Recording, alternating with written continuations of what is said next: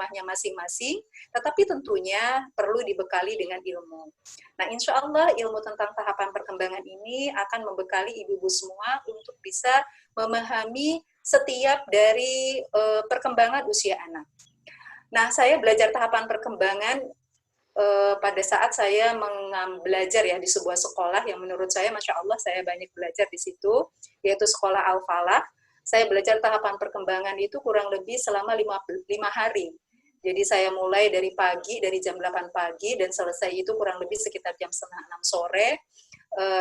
Saya tidak hanya belajar tentang teori, tetapi juga saya mengamati anak, mengobservasi anak yang mulai dari anak yang usia bayi sampai yang usia katakanlah usia SMA. Itu adalah kegiatan yang dilakukan setiap hari untuk bisa memahami tahapan perkembangan anak. Sehingga ketika nanti saya menyampaikan materi tahapan perkembangan anak ini, saya tidak bisa menyampaikan secara keseluruhan setiap tugas perkembangan untuk masing-masing usia. Dan mempelajari tahapan perkembangan ini juga bukan menjadi satu ilmu hanya bagi para psikolog saja, tetapi sesungguhnya yang paling harus memiliki pemahaman atau pengetahuan tentang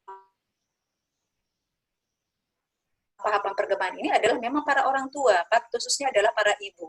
Mereka yang paling sering berinteraksi dengan anak-anaknya di rumah. Sesungguhnya mereka yang harus paling tahu. Nah, jadi ketika kita belajar tentang tahapan perkembangan ini, sesungguhnya kita belajar tentang suatu ilmu pengetahuan yang sangat aplikatif. Nah, para ummahat di sini yang hadir beragam ya. Ada yang punya anak masih bayi, ada yang anaknya sudah besar, usia katakanlah 3 tahun, 4 tahun, bahkan mungkin juga sudah dewasa. Ada satu kematangan mental yang belum terlihat.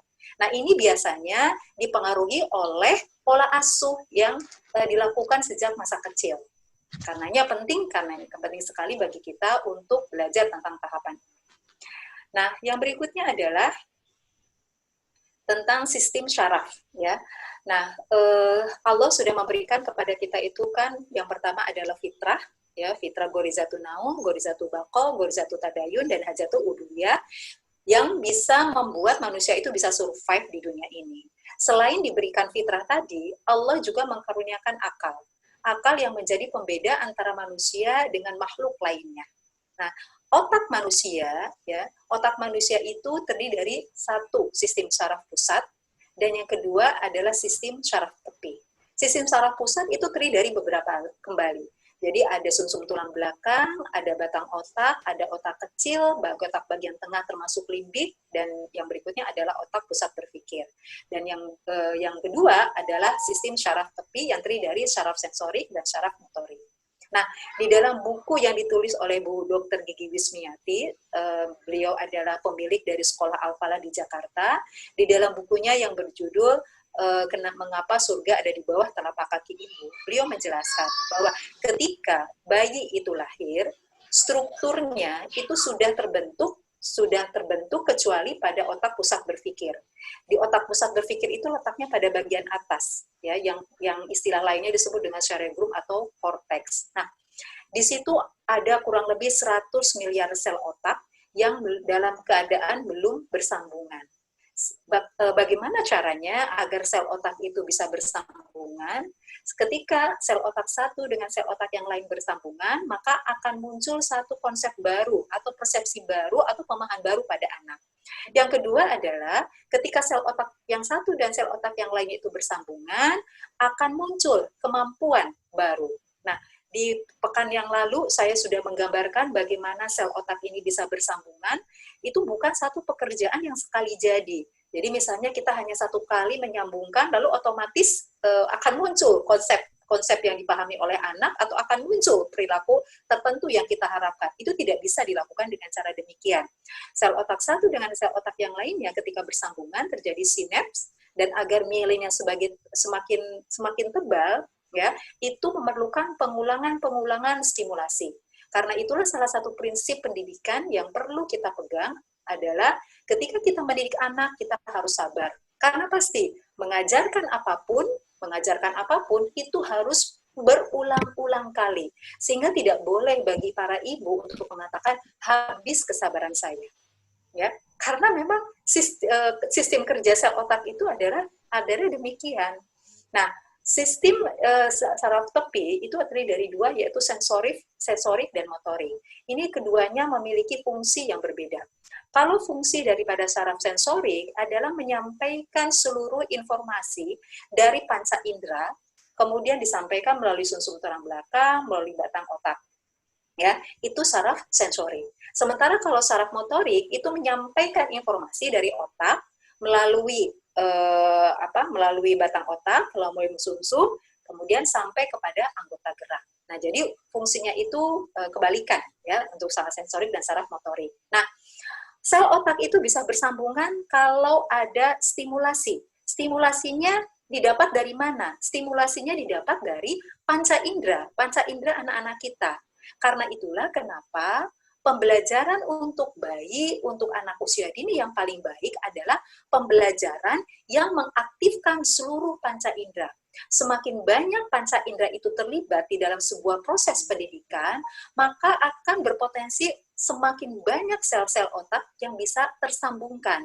Dengan kata lain, kalau semakin banyak stimulasi dari seluruh panca indera, akan memberikan potensi jumlah sel-sel otak itu semakin banyak bersambungan. Kalau sel otaknya semakin banyak bersambungan, sama saja artinya dengan potensi kecerdasan yang juga semakin besar. Karena itulah kenapa untuk anak-anak usia dini sangat tidak dianjurkan untuk diberikan alat yang sesungguhnya itu belum mereka butuhkan. Mereka harusnya banyak bergerak, banyak menyentuh, banyak mencium, banyak mendengarkan. Sehingga interaksi anak-anak usia dini dengan alat-alat gadget itu harus sangat dibatasi. Tidak bisa dalam satu hari itu mereka bermain alat gadget sampai kurang lebih 2 jam, 3 jam, atau bahkan bisa seharian. Dengan beranggapan begini, anak saya tenang ketika bermain dengan alat gadget. Padahal pada saat yang sama ketika ibu memberikan alat gadget, sesungguhnya adalah sedang merusak sel-sel otak mereka. Mereka itu bisa tenang karena mereka melihat stimulus-stimulus yang bergantian dari alat gadget yang sebetulnya itu bisa merusak daya konsentrasi. Mereka justru fokusnya itu harus dilatih sejak awal, tapi bukan dengan alat gadget. Nah, ini perlu diperhatikan oleh para orang tua. Saya tahu bahwa tantangan orang tua sekarang itu berbeda dengan tantangan pada saat dibesarkan oleh orang tua saya. Pada saat saya dibesarkan itu yang saya bisa lihat gitu ya, itu kan hanya televisi. Itu televisi pun acaranya sangat terbatas. Lalu warnanya juga hitam putih. Sehingga saat saya kecil saya tidak terlalu tertarik untuk berjam-jam di depan TV. Saya pergi ke sawah, saya main peran, saya main masak-masakan, kemudian saya main air di kolam, itu lebih menyenangkan untuk saya. Nah, tetapi untuk orang tua sekarang, nah ini memang menjadi tantangan, karena alat gadget itu sudah menjadi alat yang kita butuhkan sehari-hari. Karena itulah para orang tua perlu mengatur penggunaan alat gadget, jangan sampai ini berdampak pada anak-anak, dan kemudian anak-anak bermain alat gadget tanpa batas. Berbahayanya apa? Nah, berbahayanya ini, stimulasinya menjadi tidak kaya. Saraf sensorik mereka itu menjadi terbatas. Sementara kalau anak-anak itu bermain, mereka dengan cara menyentuh, bisa mencium, bisa mendengar, bisa merasakan, oh Masya Allah, itu stimulasi yang sangat kaya sekali. Karenanya stimulasi yang diberikan untuk anak-anak usia dini banyak menggunakan benda-benda. Sehingga mereka tahu betul seperti apa yang disebut dengan kasar, seperti apa yang disebut dengan halus, yang disebut dengan bulat, itu seperti apa mereka bisa memegang, lalu mereka bisa mencium baunya. Nah, cara-cara pembelajaran untuk mereka itu adalah seperti demikian. Nah, dengan pemahaman tadi, maka implikasi untuk pembelajaran, apa dong implikasinya? Nah, implikasi yang harus kita ketahui, ketika informasi itu semakin banyak masuk ke dalam otak, melalui seluruh panca indera, akan semakin banyak sel-sel otak itu yang bersambungan. Ketika semakin banyak sel otak yang bersambungan, maka akan semakin besar potensi kecerdasan anak-anak kita. Dan semakin banyak indera yang terlibat di dalam proses stimulasi, akan semakin baik proses pemrosesan di dalam otak. Jadi ketika anak misalnya memahami tentang bentuk benda bulat, kalau hanya melihat di visual saja, misalnya hanya melihat lewat TV, bola itu bulat. Anak tidak bisa menyentuh. Dia hanya punya gambaran secara 2 dimensi saja. Tetapi kalau misalnya kita berikan kepada anak kita, ini bola. Bola ini bulat. Tidak ada sudut-sudutnya. Boleh kamu pegang. Nah, ini anak tidak akan memanipulasi bola tersebut. Dia akan memegang, merasakan seperti apa sih bentuk bulat. Nah, dengan cara ini, pemrosesan tentang konsep bulat itu akan semakin lebih baik untuk anak-anak. Yang berikutnya adalah ketika sel otak bersambungan, muncul kemampuan dan pemahaman baru. Dan untuk memunculkan kemampuan dan pemahaman baru itu, sangat dibutuhkan repetisi atau pengulangan-pengulangan secara terus-menerus. Nah, ini yang harus kita pahami. Karena itu wajib hukumnya bagi para ibu untuk sabar mendampingi anak-anaknya. Dan mereka harus kreatif, sekreatif mungkin untuk memberikan kegiatan main yang menyenangkan untuk anak-anak kita. Karena di usia awal, otak yang sudah berfungsi itu adalah otak bagian limbik. Otak limbik itu adalah otak yang berkaitan dengan masalah emosi. Otak limbik itu terletak pada bagian daripada korteks. Nah, kalau cara kita mengajarkan kepada anak-anak kita itu penuh tekanan, penuh dengan kemarahan, apa yang akan terjadi? Sistem limbiknya itu akan terbajak, sehingga proses penyampaian informasi kepada korteks itu terhambat. Anak menjadi tidak optimal untuk menyerap informasi yang kita sampaikan kepada mereka. Jadi pastikan ketika mengajarkan kepada anak-anak kita, limbiknya itu dalam keadaan yang tidak terbajak. Bagaimana caranya agar tidak terbajak? Maka suasana hanya harus menyenangkan, kita hadir dengan penuh kasih sayang, dengan kalimat yang penuh lemah lembut, lalu kemudian alat-alatnya itu adalah alat-alat sesuai dengan usia mereka. Nah, itu akan lebih cepat bagi anak untuk memproses suatu pengetahuan atau kemampuan yang baru. Nah, dan yang terakhir, saya sudah berulang kali menyampaikan penyambungan sel otak sangat tergantung kepada 2 hal. Yang pertama adalah nutrisi, dan yang kedua adalah stimulasi. Baik, selanjutnya adalah implikasi yang berikutnya. Nah, persepsi hingga persepsi dan pemahaman anak itu sangat tergantung kepada lingkungan. Jadi sel otak itu kan asalnya kosong saja. Kosong dalam pengertian tergantung dari kita mau isi seperti apa sel-sel otak tersebut. Nah, di dalam konsep Islam, penting untuk memberikan informasi awal kepada anak-anak kita yang disebut dengan maklumat sabikoh. Nah, maklumat sabikoh ini harus kita ambil dari sumber-sumber yang akurat. Jadi jangan sampai kita memberikan informasi-informasi yang di dalamnya itu ada kebohongan. Karena apa? Karena informasi tersebut akan disimpan di dalam sel otak dan itu akan membentuk persepsi mereka. Itu akan membentuk pemahaman mereka. Karena itu bagi kita sebagai seorang muslim, ketika mencari informasi yang ingin disampaikan kepada anak-anak, pastikan informasinya akurat. Tidak ada unsur kebohongan di situ. Dari mana kita bisa mendapatkannya? Kita bisa mendapatkannya yang pertama, kalau sebagai muslim itu adalah diambil dari Al-Quran. Yang kedua diambil dari hadis Rasulullah. Kemudian bisa diambil dari berbagai buku ensiklopedi atau berbagai ilmu pengetahuan lainnya. Sehingga apapun yang disampaikan kepada anak, itu adalah pengetahuan-pengetahuan yang akurat. Nah, saya pernah ya ketika ada seorang ibu konsultasi kepada saya, Bu Novi, anak saya kalau pas maghrib itu susah untuk diajak pulang ke rumah. Lalu caranya saya berhasil mengajak anak masuk rumah ya pada saat maghrib itu dengan cara mengancam. Mengancamnya bagaimana? Masuk ke rumah, nanti ada malaikat. Malaikatnya nanti potong kakimu. Dan itu berhasil, Bu Novi. Anak saya cepat masuk rumah. Tapi pertanyaannya adalah, apakah cara seperti itu betul atau tidak? Benar atau tidak? Kan tidak demikian. Pada faktanya adalah malaikat tidak bisa memotong kaki kita. Malaikat itu adalah makhluk yang gaib, dia tidak bisa bersentuhan dengan kita. Walaupun nampaknya berhasil, tetapi ketika caranya itu adalah sesuatu cara yang tidak dibenarkan, ya sesuatu cara yang keliru, ya itu juga nggak boleh. Sehingga pastikan bahwa ketika kita menyampaikan kepada anak-anak kita semua informasinya itu adalah informasi yang akurat. Di TK Anak Soleh, untuk memastikan agar informasinya adalah informasi yang pertama adalah benar, kemudian yang kedua adalah disampaikan dengan cara yang baik, dan kemudian memberikan kesan kepada anak, maka kami menyusun apa yang disebut dengan TFP. Nah, orang tua TK Anak Soleh sekarang paham kenapa kita harus menggunakan TFP. Apa itu TFP? TFP itu singkatan dari Term, Facts, and Principle. Di situ adalah informasi-informasi yang sudah kita susun yang disampaikan kepada anak-anak kita. Tetapi memang banyak orang tua yang kebingungan ketika membaca TFP. TFP itu dialirkannya seperti apa sih? Ya sebetulnya TFP itu adalah informasi-informasi yang kita susun dengan cara tematik yang bisa dibaca oleh orang tua, membuat orang tua itu kemudian, oh pekan ini atau kurang lebih 1-3 pekan kita berbicara tentang tema aku. Apa yang mau kita sampaikan tentang tema aku? Oh, di situ ada yang disebut dengan identitas, di situ ada yang disebut dengan ciri-ciri, di situ ternyata bahwa anak yang satu dengan anak yang lain itu ciri-cirinya berbeda.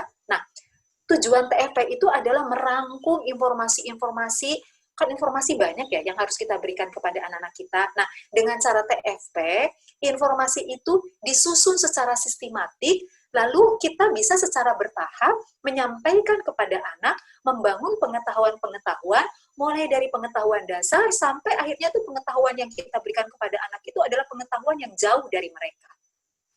Karenanya di TK selalu berbicara pada pekan-pekan awal itu adalah tentang tema aku. Tema aku kurang lebih sekitar 4 pekan misalnya. Setelah tema aku bicara apa? Tema tentang keluarga. Jadi selalu berbicara mulai dari dekat dengan anak. Kenapa? Karena akan lebih mudah dicerna oleh anak dan biasanya anak itu tertarik untuk mempelajari sesuatu yang dekat dengan dunia mereka. Jadi ibu-ibu sekarang paham ya, terutama orang tua TK Anak Soleh, kenapa kita harus punya TFP. Dan kemudian alirkan itu kepada anak-anak kita di dalam aktivitas sehari-hari.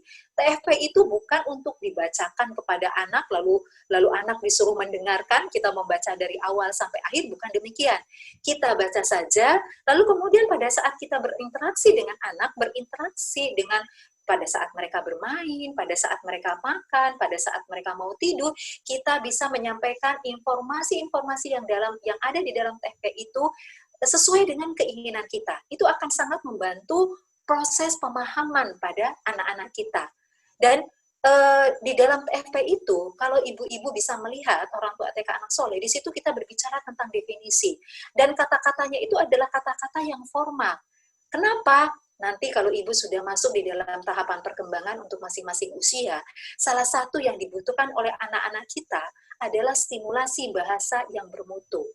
Apa yang maksud dengan stimulasi bahasa yang bermutu? Stimulasi bahasa yang bermutu itu adalah kita memberikan lautan bahasa kepada anak-anak dengan lautan bahasa yang membuat anak-anak kita itu mendengarkan bahasa yang pertama.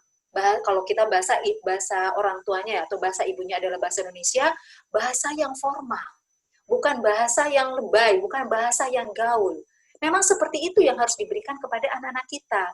Kenapa? Karena bahasa yang bermutu itu akan menentukan cara berpikir anak-anak kita. Pernah ada pendapat, saya lupa pendapatnya siapa ya, tetapi di situ disebutkan bahwa salah satu ciri kemunduran suatu bangsa adalah ketika para generasinya ya di bangsa tersebut itu mereka lebih senang berbicara dengan bahasa alay, bukan dengan bahasa yang baku. Samakan dengan bahasa Arab juga ya. Bahasa Arab yang harus dipelajari itu adalah bukan bahasa yang umum, bukan bahasa tapi bahasa fusha, bahasa yang memang punya kaidah. Karena itu akan membentuk cara berpikir yang bermutu untuk anak-anak kita. Nah, yang berikutnya adalah kita harus bangun anak-anak kita dengan sebuah metode berpikir rasional atau yang disebut dengan talqiyan fikrian. Apa yang disebut dengan metode berpikir rasional? Metode berpikir rasional itu adalah sebuah metode berpikir yang mengembangkan kemampuan berpikir anak. Jadi anak itu menjadi tahu, oh hubungan sebab dan akibat. Kenapa terjadi sesuatu? Karena itu nggak boleh. Kalau kita punya anak-anak di usia-usia awal ya, mereka itu banyak bertanya kenapa begini, kenapa begitu, lalu kita cuma menjawab begini. Pokoknya ikutin mama. Ikutin apa? Pokoknya kalian percaya apa yang dikatakan oleh mama. Contohnya seperti itu. Nah, kita sebagai orang tua dan para pendidik itu harus mengusahakan agar kita itu menjawab seluruh rasa ingin tahu mereka. Karena ketika kita jawab rasa ingin tahu mereka, ya, kita jawab rasa ingin tahu mereka, sesungguhnya pada saat itu kita memberikan informasi-informasi yang penting untuk anak-anak kita. Cara talqiyah yang dimaksud dengan metode rasional atau talqiyah itu adalah demikian ya. Kita mengembangkan kemampuan berpikir anak-anak kita sehingga kemampuan berpikirnya itu semakin lama semakin berkembang. Bagaimana caranya? Nanti insya Allah kita lihat dalam tayangan berikutnya. Nah, ketika kita membangun anak-anak kita, sebetulnya ibaratnya kita sedang membangun rumah. Ya, di dalam otak kita sedang membangun sebuah rumah. Seluas apa dan setinggi apa rumah yang akan kita bangun itu tergantung daripada keinginan dan kemampuan kita. Allah sudah memberikan fondasi untuk kita, untuk anak-anak kita. Fondasinya apa? Fondasinya itu adalah fitrah, kemudian akal, yang itu harus dipelihara dan harus dirawat, dan stimulasinya itu harus dilakukan secara seimbang. Ketika kita membangun otak anak di usia awal dan fondasinya itu kuat, maka insya Allah kita itu akan membangun pengetahuan yang demikian luar biasa pada otak anak-anak kita. Nah, dan pada saat kita membangun otak anak-anak kita, stimulasinya itu harus seimbang. Saya sudah menjelaskan bahwa anak-anak kita itu punya beragam potensi kecerdasan. Jadi kalau saya ibaratkan, potensi ragam kecerdasan atau multiple intelligence itu seperti ruang-ruang yang ada di dalam rumah kita. Jadi di situ ada kamar tidur, di situ ada ruang makan, di situ ada ruang dapur, dan sebagaimana halnya ruang, itu kan semua ruangan itu harus kita optimalkan, harus kita bersihkan.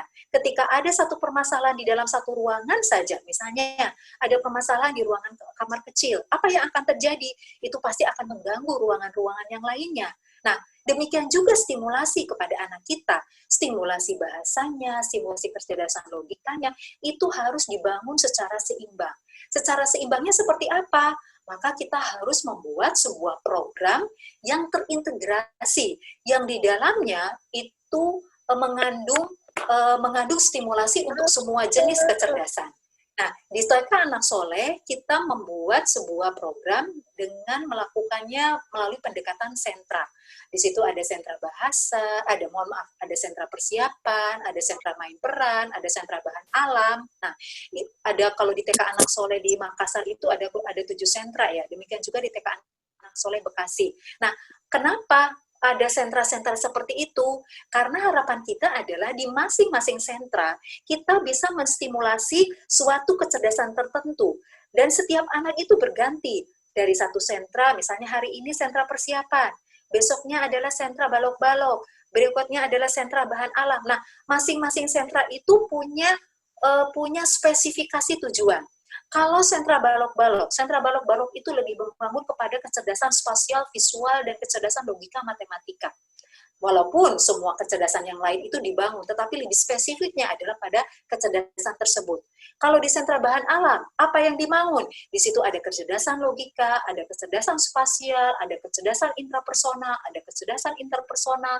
Demikian juga di sentra main peran. Nah, ketika anak itu pindah dari satu sentra ke sentra yang lainnya setiap hari, maka mereka itu diharapkan mendapatkan stimulasi yang optimal di semua jenis kecerdasan. Nah, sekarang barulah kita akan masuk kepada tahapan anak di usia 0 sampai 1 tahun. Ibu nanti akan melihat betapa ketika kita belajar tentang tahapan perkembangan di usia 0 sampai 1 tahun, kita akan melihat betapa Allah itu Maha Pengasih dan Maha Penyayang, luar biasanya Allah. Jadi di dalam diri anak-anak kita itu sudah ada muncul yang dari sananya, ibaratnya tuh Allah sudah kasih, tinggal kita itu menyambutnya, lalu kita memberikan stimulasi yang terarah agar apapun yang muncul pada diri anak itu menjadi sebuah potensi yang menggerakkan. Anak itu kita harapkan menjadi pribadi yang dia punya kepribadian yang utuh, lalu mereka juga dibekali oleh keterampilan-keterampilan sehingga ketika pada saat mereka dewasa, mereka itu menjadi pribadi yang produktif. Dan harapannya apa? Harapannya ketika anak-anak kita itu kita didik secara utuh atau terintegrasi, maka rumah kita itu akan menjadi sebuah rumah yang melahirkan generasi yang siap untuk memberikan kontribusi bagi umat Islam, yang siap untuk memberikan menjadi bagian dari kembalinya peradaban Islam. Nah, selanjutnya adalah saya masuk kepada tahapan perkembangan. Seperti apakah usia 0 sampai 12 bulan? Tahapan perkembangannya seperti apa? Nah, kalau kita berbicara tentang tahapan perkembangan, maka sesungguhnya kita harus belajar dari tahapan perkembangan mulai dari bahasanya seperti apa, kemudian sosialnya seperti apa, emosionalnya bagaimana, lalu spasialnya bagaimana, kognitifnya seperti apa. Itu seharusnya kita mengamati dari setiap aspek. Tetapi karena waktunya terbatas, maka saya tidak membahas dari setiap aspek, tetapi saya mencoba untuk menyampaikan bagian-bagian yang penting yang harus diketahui oleh orang tua, yang nanti itu akan berimplikasi kepada program yang akan kita berikan kepada anak-anak kita. Nah, untuk usia 0 sampai 12 bulan, di usia-usia awal gerakan anak itu adalah gerakan yang spontan. Kita lihat ya, kalau anak-anak bayi itu bergerak, mereka itu kan gerakannya tidak terkoordinasi. Tangannya bergerak, kakinya bergerak, itu mereka belum bisa katakanlah melakukan sesuatu terhadap benda ya, karena mereka sel otaknya belum bersambungan. Nah, jadi gerakan mereka itu lebih banyak gerakan-gerakan yang spontan. Termasuk ketika anak-anak kita itu anak-anak kita menghisap puting ibunya. Itu adalah sebuah gerakan yang spontan yang sudah Allah siapkan agar anak-anak kita itu bisa survive. Ketika didekatkan puting seorang ibu, langsung dia bisa menghisap. Kemampuan menghisap itu ada sebuah kemampuan yang tidak diajarkan oleh kita, tetapi sudah disiapkan oleh Allah sehingga membuat anak-anak kita itu bisa survive di dalam hidupnya. Nah, di usia awal, yang pertama kali muncul itu adalah pendengaran. Pendengaran itu muncul sejak dari dalam kandungan ya. Pada saat di usia 6 bulan, kemampuan mendengar itu sudah ada pada janin. Sehingga seorang ibu yang sedang hamil, ketika sudah anaknya kehamilannya itu sudah memasuki 6 bulan, penting sekali bagi ibu itu untuk mengontrol ucapannya, untuk mengontrol apa yang ia lihat, demikian juga pasangannya. Demikian juga harus dipastikan bahwa ibu itu berada pada lingkungan yang baik. Karena apa? Karena pada saat di usia 6 bulan, anak-anak itu sudah bisa mendengar. Saya tertarik ketika mendapatkan sharing dari salah seorang ibu yang tinggal di Jepang ya. Dia mengatakan bahwa di Jepang itu kalau ibu-ibu itu hamil, maka pemerintah Jepang itu memberikan seperangkat alat sehingga seorang ibu yang hamil itu bisa membacakan cerita dan pemerintah itu menyediakan bukunya, itu buku apa yang harus dibacakan oleh ibu tersebut sehingga ibu itu membacakan cerita yang disambungkan ke perutnya. Ceritanya cerita apa itu sudah ditentukan oleh mereka, itu sudah disediakan, difasilitasi, sehingga seorang ibu itu ketika hamil mereka sudah punya program untuk bayinya sejak di dalam kandungan. Karena ketika ibu hamil dia harus sudah bisa berkomunikasi dengan bayinya. Pada saat dia bangun, dia katakan, alhamdulillah hari ini Allah masih memberikan kita usia, yuk ibu sekarang mau siap-siap, ibu mau ke kamar mandi. Nah, kelihatannya lucu kita melakukan seperti itu karena kita bicara pada janin, yang janinnya masih ada di dalam perut kita, itu tidak terlihat. Tapi sesungguhnya ketika kita berbicara kepada janin, itu disimpan di dalam limbik mereka. Di dalam buku tulisan Ibu Ismi juga ya, saya membaca sebuah kisah nyata. Ada seorang ibu, dia sedang belajar S3 di sebuah negara ya, kalau tidak satu negara Inggris. Nah, suatu ketika ibu ini bertemu dengan seorang syekh. Ibu ini sedang hamil anak yang kedua. Nah, syekh itu berkata kepada ibu yang hamil tersebut, Ibu, apakah ibu ingin anak-anaknya terjaga akidahnya? Oh tentu, sudah barang tentu ya. Sebagai seorang ibu muslimah, kita ingin anak-anak kita terjaga